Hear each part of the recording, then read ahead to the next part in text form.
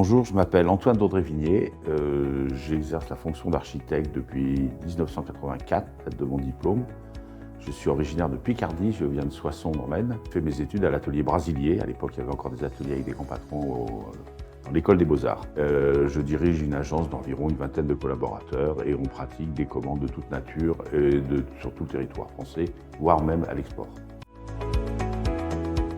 J'aurais tendance à dire que c'est la prochaine. Après, c'est une carrière. C'est comme choisir ses enfants, c'est toujours un peu compliqué. Il y a des choses qui sont plus ou moins réussies, certes, mais d'une manière générale, la production on essaie qu'elle soit toujours de niveau constant.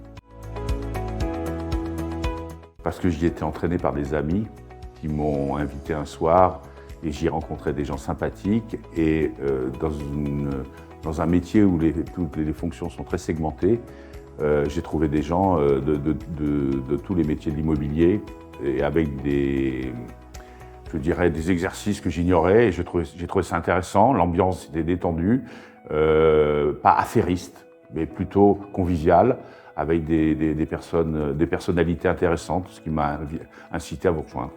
Et j'en suis ravi.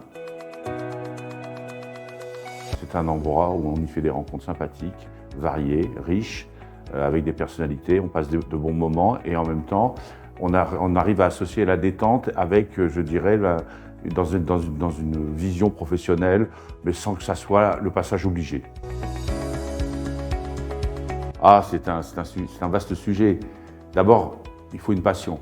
C'est une fonction qu'on exerce par passion. Ce n'est pas forcément ce qu'il y a de plus rémunérateur d'être architecte, mais en revanche, ça procure des joies et des satisfactions qui sont difficilement partageables. Beaucoup de travail, beaucoup d'érudition. L'architecture, on est des passeurs, nous.